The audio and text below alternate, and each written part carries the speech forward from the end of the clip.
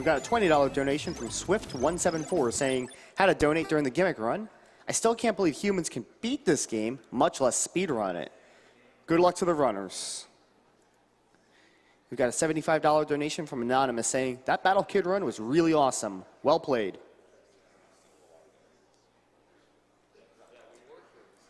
We have a $30 donation from CyberbotX saying, so hyped to see this Gimmick race.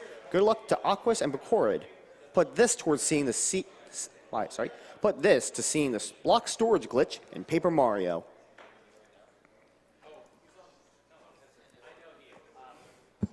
Good luck, man.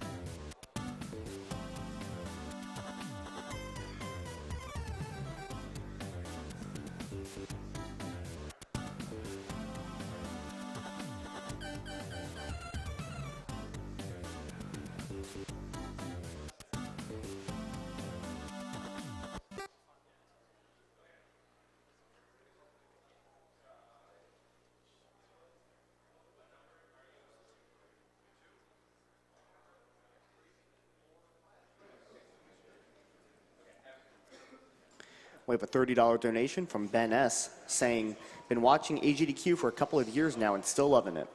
You guys are doing a great job and good luck to all the runners. Save the animals, not the frames.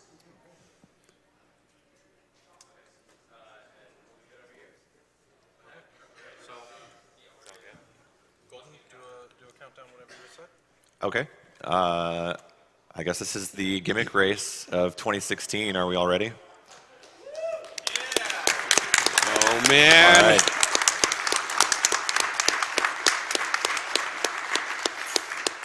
Good luck. 3, 2, 1, go.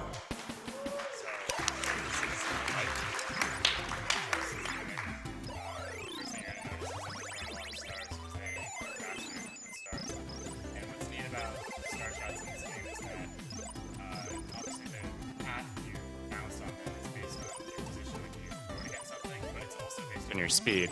So that this fact that your speed affects the trajectory of the star shots gives you a lot of flexibility and lets you do a lot of unique strategies to get through rooms quickly. There's very few times where you're not going to be riding a star. Like even for that little room, it lets him skip waiting for it, and Becored gets to climb up right here and skip taking the tube, which is a little bit slower.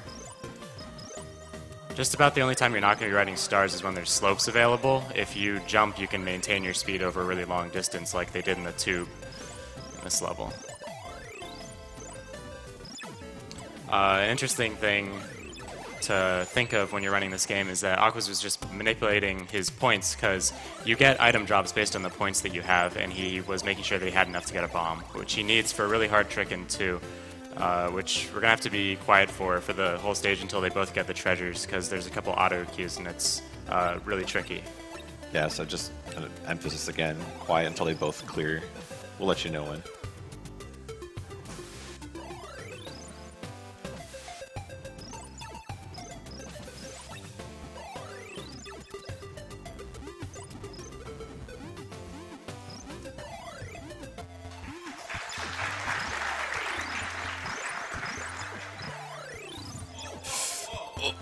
Ooh.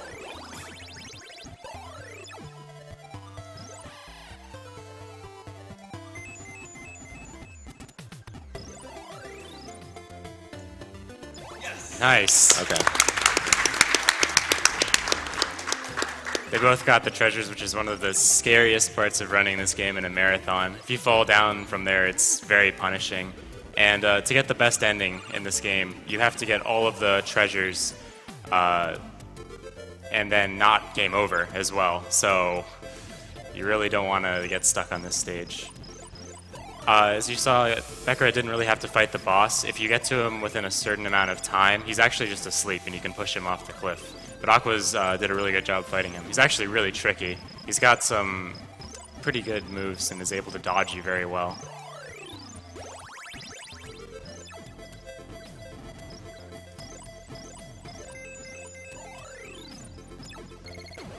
So we mentioned a little bit about the point system and how that influences the items you get, but it's specific digits they're looking for in the 10 spot there. And yeah, you'll kind of see them make adjustments from time to time if their score is off, and that's one of the most difficult things to keep track of. If your points are off just a little bit, it can throw off the whole run. What makes it really hard is that every time you jump on an enemy or ride a star, you get 10 points, and you've got to match the 10s and 100s. Evens get you bombs, odds get you fireballs, and 0 and 5 get you potions that you can use to heal yourself.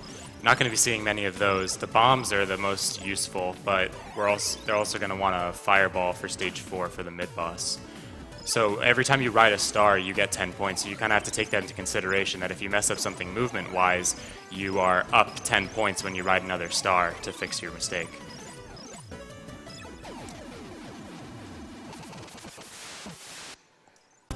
Ideally, you have 3 bombs for the snail mini-boss, and you can hit him in the water. He's invulnerable until he comes all the way up the slope, but if you use bombs, you can hit him really early and kill him a lot faster.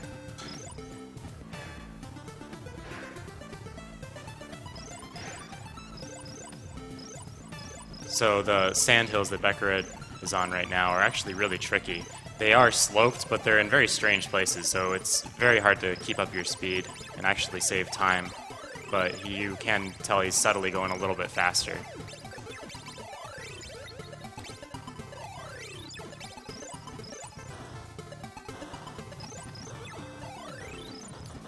So it doesn't, I don't know, unless Becored's got some trick, I don't know.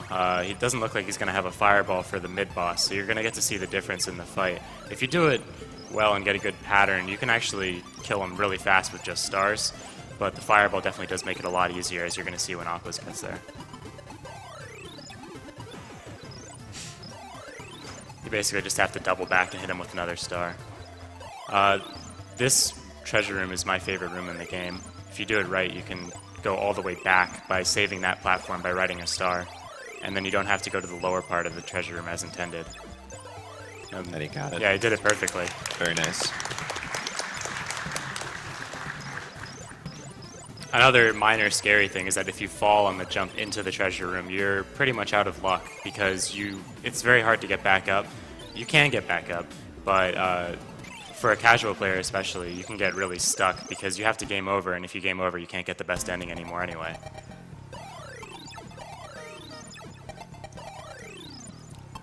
Stage 5 starts out with this really rapid series of screen transitions and star shots that gets you to that lever, which opens up the path to the treasure later in the level.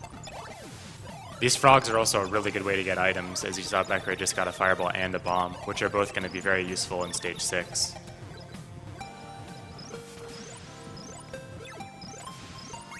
Both of them got that path to the lever perfectly too, which is really tricky. A little bit of an auto-scroller, riding the minecart, pushing the star.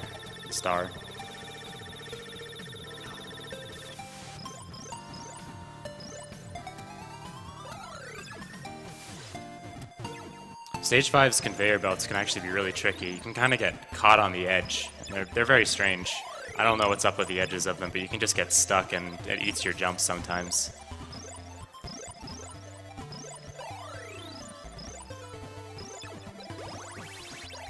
There is an intentional death abuse you do after getting the 5th treasure. It's basically just faster than going back through the room. There's a really tricky, like, TAS-only way of getting back on a star, but otherwise you have to ride that thing across the top. It's a lot faster to just die, since you respawn at the start of the room.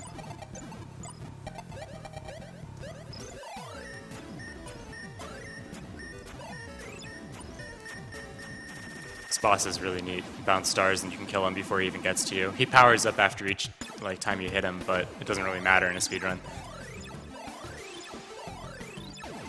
So you use a bomb and you can hit the mechanical spider boss before he even comes on screen. It lets you kill him a little bit quicker and not have to dodge any of his missiles that home in on you. This is Stage 6. I think this is the only ice in the game, but you take advantage of it by keeping your speed off of a slope. You actually still do drop your speed every frame you're on the ground, but it's by a much smaller amount. This mini-boss is really interesting. There's a lot of different ways to do it, and Becored got a bomb off of it too, which is going to be very useful.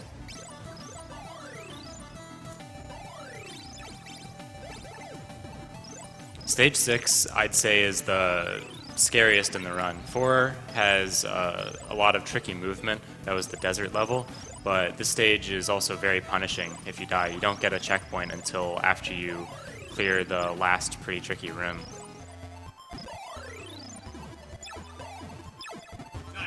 Aquas nailed the mini-boss as well. It was great. It's a really, really hard boss to get down, and there's a lot of different methods based on what items you have, so you have to practice a bunch of different ones. And their movement is different depending on how quickly you get to that room. And since you're not going to get there exactly at the same time thanks to the ice slopes, it can be tricky. becored destroyed the first wizard. He can actually be really hard and can trap you in a bubble, which prevents you from throwing stars. Second wizard is actually really simple. He's predictable. And then the third wizard is a luck fest. He can just choose to stay up at the top if he wants and not get hit, which is why the bombs are useful, because you can just hit him like that. That was like a really good fight.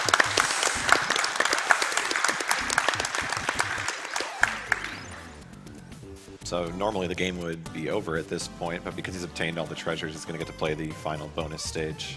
See the true ending. Save the girl.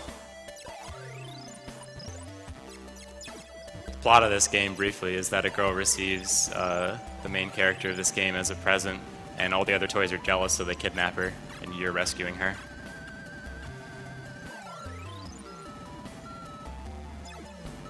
They actually get put in a box, which is kind of sad for the other toys.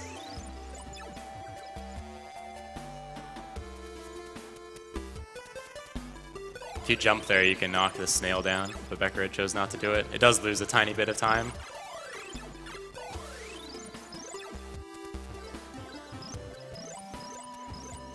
As you can see, the third wizard can be really tricky. He traps you in bubbles, and there's a safe spot in the corner, but it's kind of hard because he goes right back up as soon as you're out of the bubble. So you have to time your generating the star correctly. becored going into the final boss now. If he spawns on the right, you can kill him really fast, which he did, so that is good. And then you can kind of just chain him in the corner.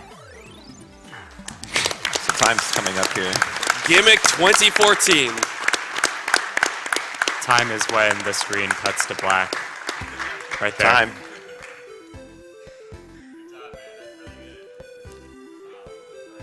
To comment on a couple of things that I missed while becored was playing 7, you get to ride this tooth and it just constantly ups your points. You get caught on him and toss a star, which shoves him forward, and then he just runs forward and you ride him the whole screen. It's a lot faster than just walking. Knock the snail down into the water. 7's a fairly simple stage, but the 3 star shots that you can do are pretty hard. Especially this last one. It's the one on the screen that Aquas is on right now is really hard to get the full variant of.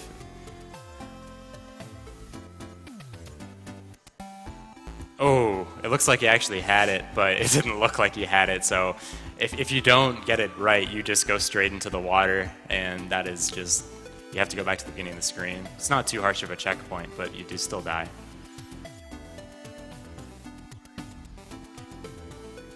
Sick. They both got perfect final bosses. That was a great race.